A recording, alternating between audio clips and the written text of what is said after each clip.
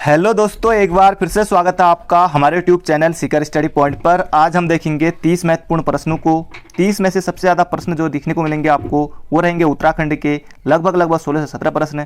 6 से 7 प्रश्न रहेंगे हिंदी के और बाकी जो बचे प्रश्न वो रहेंगे जीके के, जैसे आप यहाँ पर देख रहे होंगे। और इससे पहले दोस्तों मैंने परीक्षा वाणी का जो संक्षिप्त वाला है लगभग की 81 पेज तक जो शुरुआत से लेके वो मैंने अपलोड कर दिया है, उसके लिए प्ले लिस्ट बनी हुई है। डिस्क्रिप्शन में भी लिंक है, आप वहाँ से देख सकते हैं। लगभग 9 घंटे 59 मिनट यानी कि 10 घंटे की पूरी वीडियो है, आप उसे देख सकते हैं थोड़े थोड़े टुकड़ों में।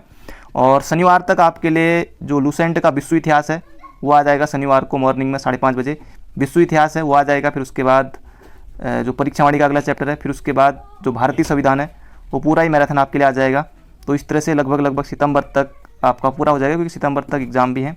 तो लगभग चलते रहेगा, लेकिन मैं लगातार बना रहा हूँ उनको, क्योंकि टाइम लगता है, बहुत लंबे होती हैं वीडियो। तो जैसे 10 घंटे तो एक ही दिन में बनती नहीं है, तो समय लगता है उसके लिए थोड़ा। तो अगर जिन्होंने नहीं देखा है तो आप उसे देख लीजिएगा। लगभग 10 से 15 क्वेश्चन आपके उस 10 घंटे से बन जाएंगे, सिर्फ इतना ही से आप सुन सकते हैं, बाकी एक साथ तो आप देख नहीं सकते, मुझे पता है। तो शुरू करते हैं। उससे पहले जो आज आपका प्रश्न है वो है दोस्तों, आज आपको बताना है हिमालय दिवस के बारे में। उत्तराखंड में या फिर कहें राज्य में हिमालय दिवस कब मनाया जाता है, और उससे संबंधित जितने भी फैक्ट आप बताना चाहें बता सकते हैं कमेंट में, फिर कल को देखेंगे।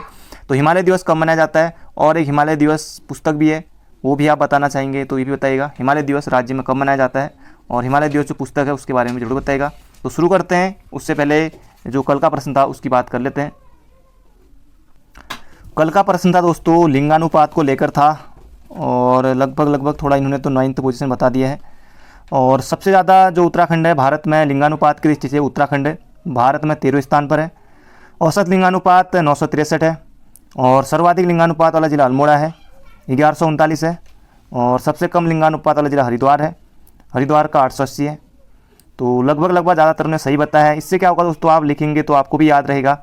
और एग्ज़ाम में क्योंकि आप सभी को पता है कि जनगणना से प्रश्न आते हैं। अगर आयोग ने चाहा कि एक ही एग्ज़ाम में भी जनगणना से आयोग 4 प्रश्न भी पूछ सकता है, 3-4 एक ही साथ भी पूछ सकता है, और एक तो खैर पूछेगा ही पूछेगा। तो शुरू करते हैं आज के महत्वपूर्ण प्रश्नों को।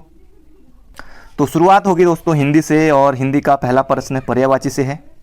तो पर्यायवाची से पहला प्रश्न है हमारा, गदला, मैला, मलिन किस शब्द के पर्यायवाची हैं? तो इसका हो जाएगा पंकिल, ऑप्शन नंबर सी हो जाएगा। बाकी धवल का उजला तो ये तो होगा नहीं, तो पंकिल हो जाएगा इसका सही उत्तर, ऑप्शन नंबर सी। अगला प्रश्न है, हिंदी के अतिरिक्त कौन सी भाषा देवनागरी लिपि में लिखी जाती है? अब आपको पता है कि कई बार ये बनता है कि जो हिंदी की लिपि है वो कौन सी है, पहले तक एग्जाम बहुत बार बना है। तो हिंदी की ये हो जाएगी देवनागरी लिपि, जैसे कुमाऊनी, गढ़वाली, ये सब देवनागरी लिपि। तो हिंदी के अतिरिक्त यहाँ पर ऑप्शन में देखें तो एक नेपाली है, तो ये हो जाएगा इसका सही उत्तर, ऑप्शन नंबर डी। नेपाली भी जो संविधान की जैसे जो 8वीं अनुसूची में जिसमें 22 भाषाएँ हैं उसमें नेपाली भी है, तो इसका सही उत्तर हो जाएगा ऑप्शन नंबर डी। अगला, सूरदास के गुरु कौन थे, तुलसीदास के गुरु कौन थे, कबीर के गुरु कौन थे? तो इस तरह के क्वेश्चन दोस्तों एग्जाम में बने हैं। तो सूरदास के गुरु इसका सही उत्तर हो जाएगा ऑप्शन नंबर डी, मध्वाचार्य। और रामानंद ऑप्शन में है, तो रामानंद कबीर के गुरु हैं। एग्जाम में बना है बहुत बार, चाहे यहाँ का पेपर हो, यूपी का पेपर हो, और जगह कहीं का पेपर हो, LT जो भी एग्जाम होते हैं, कोई भी एग्जाम होते हैं, तो यहाँ से प्रश्न आता है।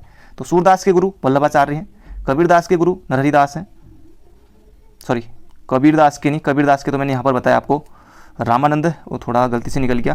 तो जो तुलसीदास हैं उनके गुरु नरहरिदास, क्योंकि बहुत सारी चीज़ें रहती मन में तो इसलिए थोड़ा होता है। तो बढ़ते हैं आगे, इसका सही उत्तर हो जाएगा सूरदास के गुरु, ऑप्शन नंबर डी, वल्लभाचार्य। अगला प्रश्न है, पत्र से प्रश्न है, वैयक्तिक पत्र किन के मध्य लिखे जाते हैं? तो यहाँ पर पूछा गया है वैयक्तिक पत्र जो होते हैं वो किन के मध्य लिखे जाते हैं? तो इसका सही उत्तर हो जाएगा दोस्तों, जो वैयक्तिक पत्र होते हैं वो जो अपने सगे संबंधी हैं, रिश्तेदार, नातेदार, इनको लिखे जाते हैं। तो ऑप्शन नंबर सी हो जाएगा इसका बिल्कुल सही उत्तर। बढ़ते हैं अगले क्वेश्चन की तरफ। अगला क्वेश्चन है, चौ, छ, जौ, झ, यो। तो ये पूरा ही दे दिया। और अगर कई बार होता है कि एग्जाम में जैसे जौ है, जौ का उच्चारण स्थान बताइए, झ है, कुछ भी यहाँ से पूछ सकता है इनमें से, पर यहाँ पर तो आपके लिए पूरा ही दे दिया, पूरा वर्ग दे दिया। तो ये हो जाएगा तालु या फिर तालब भी, जो कह लीजिए, तालु या तालब भी। तो ऑप्शन नंबर सी हो जाएगा इसका सही उत्तर। अगला क्वेश्चन है, सन 2014 के साहित्य अकादमी पुरस्कार विजेता उपन्यासकार रमेश चंद्र शाह के उपन्यास का नाम है। अगर आपने परीक्षावाणी पढ़ी है तो जो मैंने 10 घंटे की जो पूरी मैराथन दी है तो उसमें भी आपको ये प्रश्न मिल जाएगा, आखिरी में मिलेगा, लगभग कि 9 घंटे के बाद ही आएगा ये वाला प्रश्न। तो इसका सही उत्तर हो जाएगा विनायक उपन्यास, ऑप्शन नंबर सी हो जाएगा। बाकी आप उसे देख लीजिएगा। तो सन 2014 में साहित्य अकादमी पुरस्कार विजेता रमेश चंद्र शाह तो अपने यहीं से हैं। तो विनायक उपन्यास के लिए मिला था, ऑप्शन नंबर सी हो जाएगा इसका बिल्कुल सही उत्तर। बढ़ते हैं आगे, अगला प्रश्न है जटिल का अर्थ बताइए। अब जटिल का अर्थ आपको गंदा लग रहा है, गंदा तो हमने स्टार्टिंग में ही देखा था, असंभव भी नहीं। जटिल का होता है जैसे पेचीदा, है ना, पेचीदा। ऑप्शन नंबर सी हो जाए, सॉरी बी हो जाएगा इसका सही उत्तर। अगला प्रश्न है गढ़वाल में गोरखों का प्रथम आक्रमण कब हुआ था जिसमें वे पराजित हो गए थे। तो जो गोरखों ने जैसे गढ़वाल में प्रथम आक्रमण किया और पहले हार गए थे, फिर उसके बाद जब भूकंप आया था गढ़वाल में, फिर उसका फ़ायदा उठाते हैं। तो ये हो जाएगा यहाँ पर, फिर 1804 में 1803 में जब आक्रमण करते हैं फिर उसके बाद। तो यहाँ पर 1804 में 14 में 1804 को तो खुड़बुड़ा के युद्ध में सुदर्शन शाह कह रहा हूँ, सुदर्शन शाह के पिताजी प्रद्युम्न शाह वीरगति को प्राप्त हो गए थे। तो इसका सही उत्तर हो जाएगा 1791 में, option number B. Option number B हो जाएगा इसका सही उत्तर। फिर उसके बाद लंगूरगढ़ की संधि हुई थी प्रद्युम्न शाह के साथ ही। अगला प्रश्न है पादरी विलियम बटलर ने नैनीताल में कब भारत के प्रथम मेथोडिस्ट चर्च की स्थापना की। तो इसका सही उत्तर हो जाएगा 1858 में, नैनीताल में की थी 1858 में। तो ये आपको बिल्कुल याद रखना है, पादरी विलियम बटलर ने। वैसे 1858 में से फिर 1856 से तो कुमाऊं कमिश्नर हेनरी रैमजे आ जाते हैं 84 तक। तो इसका सही उत्तर हो जाएगा 1858 में, ऑप्शन नंबर डी। अगला प्रश्न है भारत छोड़ो आंदोलन के समय, यानी कि भारत छोड़ो आंदोलन जैसे 9 अगस्त 1942 9 अगस्त 1942 के दौरान कुमाऊं कमिश्नर कौन थे। तो ये अच्छा क्वेश्चन है, एग्जाम में बन सकता है। और इसी तरह से बन सकता है कि जो अशोक आंदोलन है, अशोक आंदोलन के समय जब 1920 के समय, तो उस समय कुमाऊं कमिश्नर कौन थे, ऐसे भी प्रश्न बन सकता है। तो प्रश्न कैसे भी बन सकता है। तो अब इसका सही उत्तर हो जाएगा जब भारत छोड़ो आंदोलन हुआ था तो इस समय, तो ऑप्शन नंबर ए एक्टन थे उस समय। और अशोक आंदोलन के समय याद रखेगा विंडम थे, विंडम। तो ये भी आ सकता है। तो इस तरह से प्रश्न बन सकते हैं। ये भारत छोड़ो आंदोलन हो जाएगा एक्टन, ऑप्शन नंबर ए। अगला प्रश्न है राज्य में वास्तविक रूप से पर्वतारोहण की नींव टिलमैन वो ओडले द्वारा नंदा देवी शिखर, जिसकी ऊंचाई कितनी है 78-17 है, सफलतापूर्वक कब रखी गई थी। और जो ये नंदा देवी शिखर है ना, इसको ही जैसे कहा जाता है किलर माउंटेन भी कहा जाता है, किलर माउंटेन। तो ये सफल जो नींव रखी गई थी, सफलतापूर्वक जो इन्होंने नींव रखी थी ओडले और टिलमैन ने, नंदा देवी, जो कि 78-17 मीटर है, चमोली जनपद में स्थित है। तो इसका सही उत्तर हो जाएगा ऑप्शन नंबर डी 1936 में, 1936 में। बढ़ते हैं अगले क्वेश्चन की तरफ। अगला प्रश्न है निम्नलिखित में से कौन सा निशानेबाज नहीं है। अब दोस्तों ये भी आपके लिए पूरा परीक्षावाणी 22 चैप्टर आपके लिए आ जाएंगे। उसके बाद अगला आने वाला है जिसमें जिला सीरीज है, जिसमें कि सारे जनपदों के बारे में दे रखा है पर्यटन के संबंधित में, वो आ जाएगा। बाकी 2 चैप्टर आपके कंप्लीट हो जाएंगे, बाकी बचे 20, और वो भी बहुत जल्दी आपके लिए आ जाएंगे। तो आप चिंता मत करेगा इसके लिए। तो इसका सही उत्तर हो जाएगा जैसे निशानेबाजी नहीं है जसपाल राणा, तो गोल्डन बॉय बिल्कुल है। हिमाद्री थपलियाल, अब इस तरह से भी आ सकता है कि हिमाद्री थपलियाल का संबंध किससे है, पहले था जसपाल राणा का संबंध किससे है, तो ये हिमाद्री थपलियाल का किससे है, तो निशानेबाजी से है। तो यहाँ पर तो आपके लिए 4 क्वेश्चन एक साथ मिल रहे हैं आपको। परवीन रावत या सुरेंद्र भंडारी, तो परवीन रावत भी निशानेबाजी से हैं। इसका सही उत्तर हो जाएगा सुरेंद्र भंडारी। अब ये सुरेंद्र भंडारी तो 2 हैं, एक तो चमोली वाले जो कि एथलीट हैं, और एक है अल्मोड़ा वाले जिन्होंने सैफ खेलों में आयोजन किया था, स्वर्ण पदक जीता था वहाँ। तो 2 हैं सुरेंद्र भंडारी, तो एक चमोली से एक अल्मोड़ा से, अलग अलग मैंने आपको बताया। तो इसका उत्तर हो जाएगा ऑप्शन नंबर डी। अगला है किस जनजाति में 12वें वर्ष में कंडाली नामक उत्सव मनाया जाता है। कंडाली या किरजी उत्सव मनाया जाता है या किस जनपद में, तो पिथौरागढ़ जनपद में। तो कौन सी जनजाति, राजी नहीं भोटिया। ऑप्शन नंबर डी हो जाएगा इसका बिल्कुल सही उत्तर। और कई बार ये भी बनाया पक्की प्रश्न है, जो ये कंडाली उत्सव है कितने वर्षों में मनाया जाता है, तो 12 वर्षों में। तो इस तरह से बनता है प्रश्न। और कंडाली नामक है जनजाति भोटिया, अलग अलग एग्जाम में होता है कि इस तरह से आयोग प्रश्न पूछता है। और इसका वैज्ञानिक नाम भी आ सकता है जो कंडाली, या फिर जो बिच्छू घास होती है कंडाली, वही है, आप सभी ने देखी हुई जैसे। तो जो बिच्छू घास है या कंडाली, इसका वैज्ञानिक नाम भी आ सकता है एग्जाम में, अभी तक तो नहीं है, क्या पता आने वाले एग्जाम बन जाए। तो इसका वैज्ञानिक नाम है अर्टिका डायोका। तो ये भी याद रखेगा, क्या पता एग्जाम में प्रश्न बन सकता है। तो इसका सूत्र हो जाएगा भोटिया। बढ़ते हैं अगले क्वेश्चन की तरफ। ये क्वेश्चन भी महत्वपूर्ण है, जैसे कई तरह के मेले से प्रश्न बनते हैं एग्जाम में, सुमेलित करने के लिए भी आता है। तो थल मेला कब शुरू हुआ था। थल मेला पहली बात कहाँ है, तो थल की बाजार, तो सबको पता होगा, सबने सुना, ज़्यादातर लोगों ने सुना ही होगा। तो कहाँ है, पिथौरागढ़ में है। और बाकी जो थल मेला है तो ये जलियांवाला बाग दिवस के अवसर पर लगा था, लगता है मतलब। और ये हो जाएगा 13 अप्रैल तो है, पर 13 अप्रैल 1940 में। तो ऑप्शन नंबर सी हो जाएगा इसका बिल्कुल सही उत्तर, 13 अप्रैल 1940 में। 13 अप्रैल 1921 दोस्तों, इस डेट को देख के कुछ आपके मन में याद आया, 13 अप्रैल 1921 को देख के, जी हाँ याद आ गया होगा। Kumaon grievance committee. तो महत्वपूर्ण है, जिन्हें नहीं आता है इस डेट को जरूर याद रखिएगा, 13 अप्रैल 1921 सीधे सीधे एग्जाम में बनेगा। तो इसका सही उत्तर ऑप्शन नंबर सी। अगला प्रश्न है मंगेश डबराल को वर्ष 2000 में काव्य के लिए किस काव्य के लिए साहित्य पुरस्कार मिला? महत्वपूर्ण प्रश्न है। अब दोस्तों हाल ही का जो एग्जाम हुआ था, जो पहाड़ पर लालटेन है, ये बहुत बार पूछा जा चुका है एग्जाम में। पहाड़ पर लालटेन, ये इनकी रचनाएं बिल्कुल याद रखिएगा। वैसे इनकी सभी ये रचनाएं हैं, जैसे हम जो देखते हैं, आवाज़ भी एक जगह है, मुझे दिखा एक मनुष्य, ये सभी इनकी रचनाएं।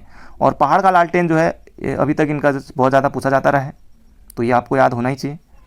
तो इसका उत्तर हो जाएगा हम जो देखते हैं के लिए इनको सन 2000 में साहित्य अकादमी पुरस्कार सम्मानित किया गया था। तो ऑप्शन नंबर बी हो जाएगा इसका बिल्कुल सही उत्तर। तो बढ़ते हैं आगे। अगला प्रश्न है हल्द्वानी नगर निगम कब बना? अब यहाँ पर डेट की बात है, लेकिन सब में 2011 है, अप्रैल मई। तो हल्द्वानी नगर निगम, पहली बात तो कि उत्तराखंड में नगर निगम कितने हैं? तो 8 हैं, 3 कुमाऊं में, 5 गढ़वाल में। तो ये इसका सही उत्तर हो जाएगा 22 मई 2011 को, 22 मई 2011 को, ऑप्शन नंबर डी। अगला प्रश्न है त्रिशूल पर्वत की ऊंचाई कितनी है? त्रिशूल पर्वत कहाँ स्थित है? चमोली में स्थित है। और त्रिशूल पर्वत हो जाएगा 7120 मीटर। तो इस तरह से क्वेश्चन दोस्तों एग्जाम में बनता है। कामेट की कितनी है? 7756 है। नंदा देवी कितनी है? 7817 है। पंचाचूली कितनी है? 6904 है। तो कैसे प्रश्न बनता है? तो याद रखिएगा 7120 मीटर, ऑप्शन नंबर बी। दोस्तों अभी तक आपने वीडियो को लाइक नहीं किया है तो वीडियो को लाइक कर दीजिए। अगर आप चैनल पर नए हैं, चैनल को सब्सक्राइब नहीं किया हुआ है तो चैनल को भी सब्सक्राइब कर दीजिए और बेल आइकन भी जरूर दबाइए, क्योंकि पल पल की अपडेट पाने के लिए उत्तराखंड भर्ती से संबंधित, और ये हर रोज़ हमारी सीरीज आती है। बाकी विश्व इतिहास आपके लिए आने वाला है।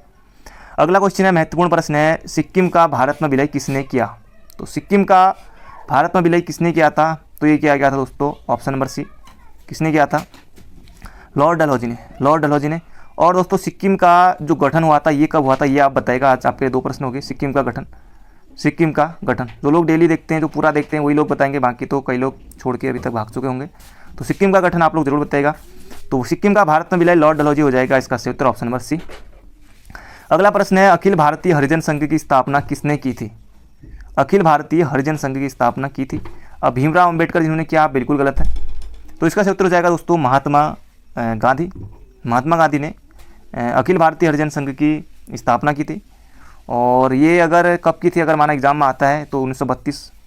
और फिर उन्होंने महात्मा गांधी ने जो एक हरिजन पत्रिका है वो भी निकाली थी।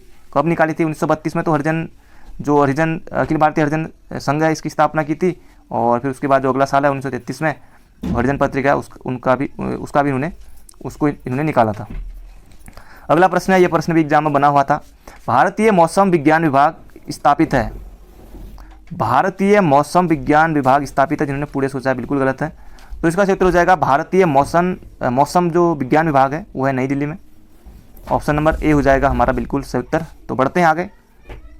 अगला प्रश्न है, निम्नलिखित में से कौन भारत के राज्यों का उनके क्षेत्रफल के अवरोही क्रम में है? तो इनमें से आपको पहचानना है। बाकी आप दोस्तों अगर आपने नहीं भी पढ़ा है तब भी आप अपनी जो समझ है, अपनी समझ के आधार पर आप इसका उत्तर कर सकते हैं। अगर इन राज्यों को देखा जाए, जैसे उत्तराखंड है, छत्तीसगढ़ है, झारखंड और हिमाचल है, तो आपको पता है कि जो हिमाचल है उसका क्षेत्रफल उत्तराखंड से ज़्यादा है, और फिर छत्तीसगढ़ या झारखंड इनमें से। तो दोस्तों उत्तराखंड का इनमें से सबसे कम है, और वो सिर्फ एक ही ऑप्शन में है, ऑप्शन नंबर सी में। उत्तराखंड से ज़्यादा हिमाचल में है, हिमाचल से फिर झारखंड में है और छत्तीसगढ़ में है। छत्तीसगढ़, झारखंड और उत्तराखंड ये राज्य तीनों एक साथ बने थे, है ना, 2000 बने थे। पहले छत्तीसगढ़ बना था, फिर अपना उत्तराखंड, फिर झारखंड, ये सब, और हिमाचल 1971 बना था। तो इसका सही उत्तर हो जाएगा ऑप्शन नंबर सी, छत्तीसगढ़, और फिर अगला है झारखंड, फिर हिमाचल, फिर उसके बाद अपना पहला उत्तराखंड, ऑप्शन नंबर सी। तो बढ़ते हैं आगे। अगला प्रश्न है, निम्नलिखित में से संविधान का कौन सा भाग नगर पालिकाओं से संबंधित है? तो नगर पालिकाओं से संबंधित है दोस्तों भाग 9 का, सीधे सीधे आपको एग्जाम में देखने को मिल जाएगा, और जो भाग 9 में है पंचायती राज है। तो याद रखिएगा ऑप्शन नंबर डी हो जाएगा इसका बिल्कुल सही उत्तर। अगला प्रश्न है, 10 दिसंबर मनाया जाता है मानवाधिकार दिवस के रूप में, स्वास्थ्य दिवस के रूप में, यूएन दिवस, मजदूरी दिवस। तो ऑप्शन देखें तो मजदूरी दिवस 1 मई हो जाएगा, यूएन दिवस हो जाएगा 24 अक्टूबर को, और स्वास्थ्य दिवस हो जाएगा 7 अप्रैल को, और बाकी बच्चा हमारा ऑप्शन नंबर ए। तो विश्व मानवाधिकार दिवस हो जाएगा 10 दिसंबर को, क्योंकि 10 दिसंबर 1948 को जो मानवाधिकार दिवस है क्योंकि जो मानव अधिकार है इसकी जो सार्वभौम घोषणा की गई थी 10 दिसंबर 1948 को, तो 10 दिसंबर को मनाया जाता है मानव अधिकार दिवस। तो बढ़ते हैं आगे। अगला प्रश्न है, निम्नलिखित में से कौन सा भारतीय अर्थव्यवस्था का प्राथमिक क्षेत्र है? तो कृषि हो जाएगा, ऑप्शन नंबर ए कृषि। अगला प्रश्न है, मुख्यमंत्री स्वास्थ्य बीमा योजना की शुरुआत कब की गई थी?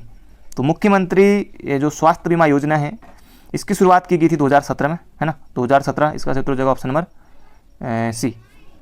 अगला प्रश्न है, ये भी बहुत बार एग्जाम में पूछा जाने वाला प्रश्न रहा है पहले तक एग्जामों में। शिक्षित बेरोजगारों को पर्यटन के क्षेत्र में रोजगार देने हेतु वीर चंद्र सिंह गढ़वाली पर्यटन रोजगार योजना, पर्यटन स्वरोजगार योजना, आपने कई गाड़ियों के पीछे लिखा भी दिखा होगा। इतना छोड़ दीजिए, यहाँ से याद रखिए कि वीर चंद्र सिंह गढ़वाली पर्यटन स्वरोजगार योजना या रोजगार योजना कब प्रारंभ हुई थी? तो ये हुई थी 2001-2002। अब देखिए ऑप्शन भी बहुत करीब करीब के हैं, तो ये हो जाएगा 2002 और 1 जून 2002। 1 जून 2002 को वीर चंद्र सिंह गढ़वाली पर्यटन स्वरोजगार योजना, ऑप्शन नंबर सी। अगला प्रश्न है, किसे कुमाऊं का मोहम्मद तुगलक कहा जाता है? कुमाऊं का मोहम्मद तुगलक कहा जाता है देवी चंद को। देवी चंद को जगत चंद के समय स्वर्णकाल 9 लाख की आय होती थी, तो देवी चंद हो जाएगा इसका सही उत्तर। मोहम्मद बिन तुगलक कहा जाता है देवी चंद को, क्योंकि ये बहुत ज़्यादा इस तरह की, मतलब कि कुछ भी जो कहो इससे मान जाता था, इस तरह का था ये मतलब।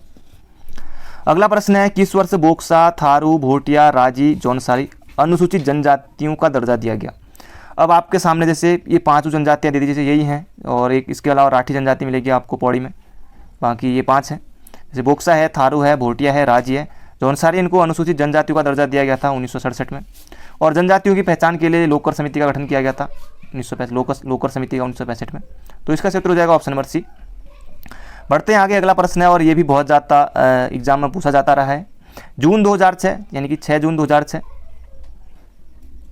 आरबीआई की शाखा उत्तराखंड के किस जिले में खोलेगी? अब आपको बताइए कि ज़्यादातर देहरादून में चीज़ें होती हैं, तो ऑप्शन नंबर ए हो जाएगा हमारा बिल्कुल सही उत्तर। जून 2006 में जो आरबीआई है, भारतीय रिजर्व बैंक, स्थापना हुई थी 1935 में, तो इसका जो शाखा है वो देहरादून में खोली गई थी, तो जून 2006 में। अगला प्रश्न है दोस्तों, आज का हमारा आखिरी प्रश्न है, और औषधि एवं सुगंधित पौध संस्थान सीमैप, औषधि एवं सुगंधित पौध संस्थान सीमैप का है, तो ये हो जाएगा पंतनगर में, ऑप्शन नंबर ए हो जाएगा हमारा बिल्कुल सही उत्तर। तो दोस्तों ये थे आज के हमारे 30 महत्वपूर्ण क्वेश्चन किस तरह के थे कमेंट बॉक्स में अपनी राय जरूर दीजिएगा। हो सके तो एक शेयर जरूर करेगा, बहुत कम लोग करेंगे मुझे पता है, और लाइक आप सभी लोग कर सकते हैं, तो लाइक आप जरूर कर दीजिए। बाकी मिलेंगे कल को मॉर्निंग में। Thank you friend, thank you so much.